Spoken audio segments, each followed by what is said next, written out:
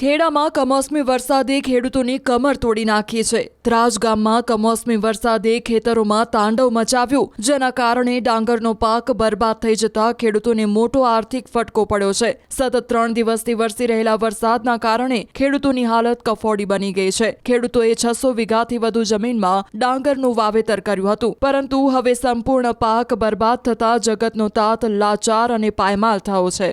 પાક જે કરવો હોય તો એ હમણાં તો થાય નહીં, એટલે ઘઉં તો અમારે ગણવાના જ નહીં।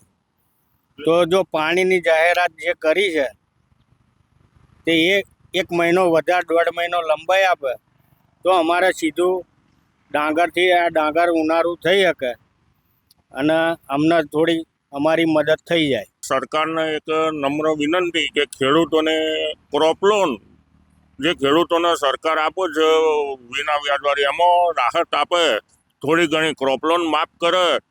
સરકાર ડાંગરના પાકના નુકસાનનું વળતર આપે તેવી ખેડૂતોની માંગ છે। સાથે જ ઉનાળાની સિઝનમાં સિંચાઈનું પાણી ઉપલબ્ધ કરવાની જાહેરાત કરે તેવી પણ માંગ કરી રહ્યા છે। સરકાર તાત્કાલિક સર્વે કરી સહાયની રકમ આપે તેવી ખેડૂતોએ રજૂઆત કરી છે।